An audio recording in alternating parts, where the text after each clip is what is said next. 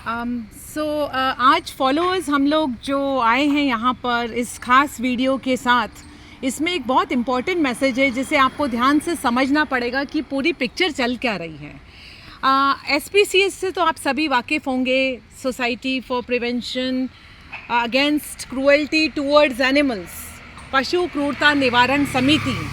ये जो समिति है इसका एक बहुत इम्पॉर्टेंट रोल होता है पशु क्रूरता को रोकने के अंदर।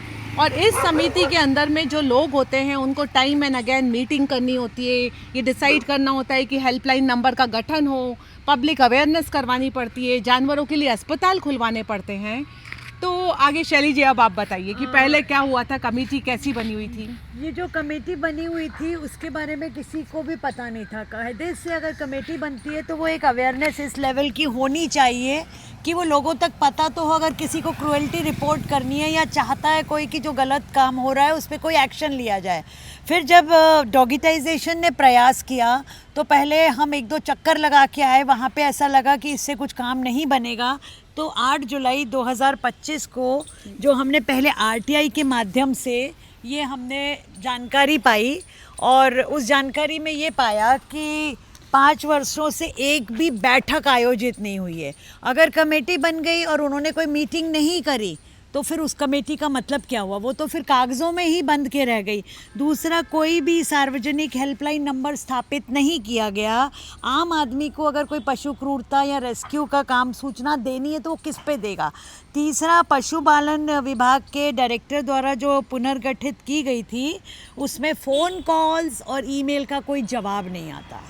मतलब अगर आपने दे भी दिए का फ़ोन नंबर्स और कुछ नहीं हुआ, तो ये जब लेखा जोखा मिला तो उसके बाद डॉगिटाइजेशन ने अगला कदम उठाया। तो बस फिर हमने जैसा आपको शुरू से समझा रखा है कि कुछ भी मैटर होता है जो अधिकारियों को हमें कम्युनिकेट करना होता है तो हमेशा राइटिंग में दीजिए, उसके साथ में सील ठप्पा लगा कर आइए, जा कर के जन सुनवाई में बता करके आइए। तो हमने कलेक्टर को और डिप्टी डायरेक्टर पशुपालन विभाग को चिट्ठी लिखी और ये चिट्ठी 8 जुलाई 2025 को लिखी कि ये जो कमेटी बनी हुई है ये सुप्त अवस्था में सोई हुई कमेटी है। हमने मिनट्स ऑफ मीटिंग मांगे तो इनकी मीटिंग्स ही नहीं होती है।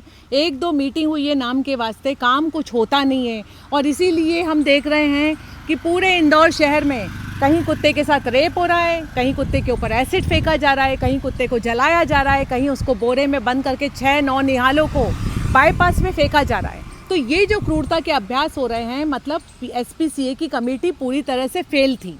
और इसी कमेटी को पुनर्गठन करने के लिए हमने कलेक्टर इंदौर और डिप्टी डायरेक्टर पशुपालन विभाग को चिट्ठी लिख के निवेदन करा कि एक ऊर्जावान कमेटी का निर्माण करा जाए, संवेदनशील, सक्रिय और जागरूक नागरिक रखे जाएं, जिससे कि जिन पर्पस के लिए बनी है वो तो फुलफिल हो।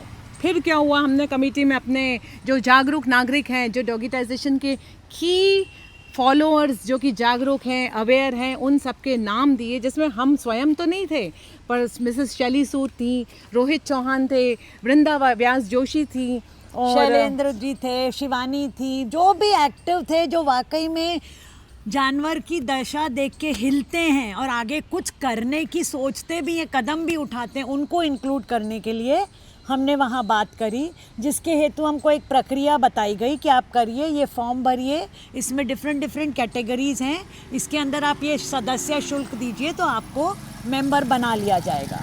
और उसके बाद में मेंबर्स की जो फाइनल लिस्ट आई, क्योंकि ये लेटर लिखा था हमने 8 जुलाई 2025 को, लेकिन इसके बाद में जैसे कि कमेटी सोई हुई थी ना, वैसे शासन भी सोया हुआ था, प्रशासन भी सोया हुआ था और हमको फिर जाकर के 181 CM हेल्पलाइन पे कंप्लेन दर्ज करनी पड़ी।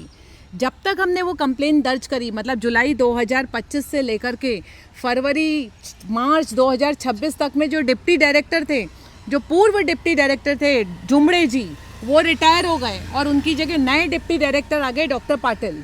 तो डॉक्टर पाटिल के पास में जब CM हेल्पलाइन की कंप्लेन गई कि ये SPCA की कमेटी का पुनर्निर्माण करना है, तो क्योंकि CM हेल्पलाइन पे कंप्लेन थी और CM हेल्पलाइन की हर कंप्लेन ऊपर तक जाती है, इसलिए इनको इस कंप्लेन पर काम करना पड़ा, नई कमेटी का गठन करना पड़ा। लेकिन अब बताते हैं हम आपको कि जो नई कमेटी का गठन हुआ वो कैसा, इनका प्री प्लान तरीके से इन्होंने उन्हीं लोगों को बैठा दिया।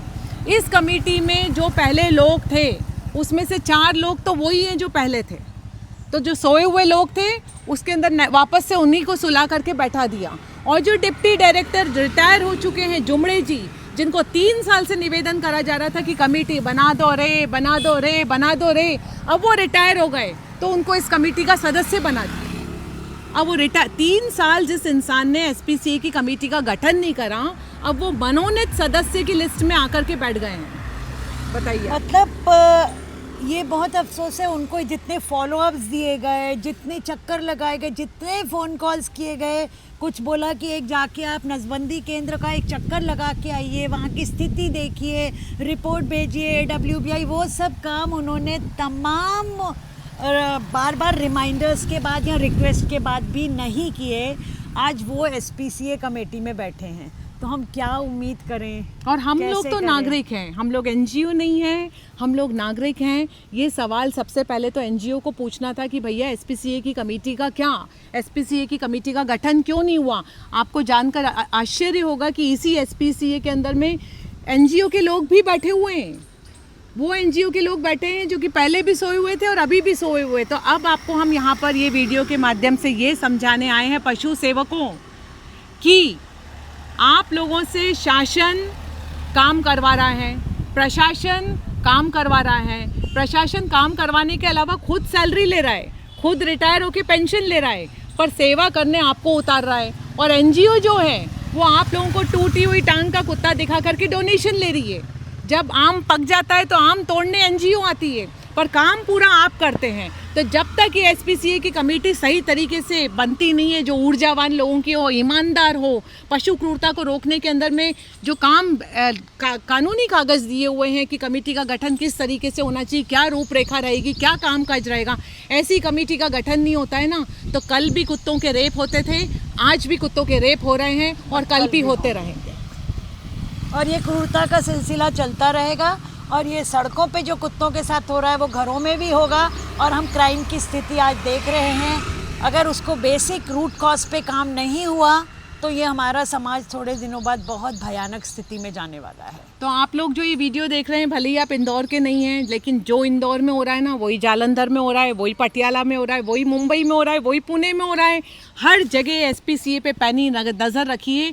पशुपालन विभाग पर RTI लगा करके पूछिए कि SPCA कमेटी का क्या, SPCA कमेटी में कौन मेंबर है, SPCA कमेटी की मीटिंग के मिनट्स बताइए, कामकाज पूछिए। जब आप RTI से सवाल पूछेंगे ना, तभी इनको आप कटघरे में खड़ा कर सकते हैं।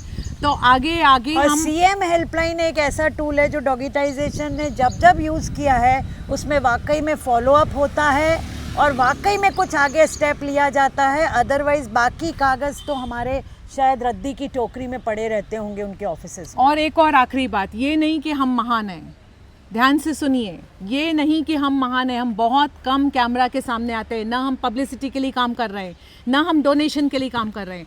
हम पूरे भारत देश के भारतीय श्वान को सम्मान भरी ज़िंदगी दिलाना चाहते हैं।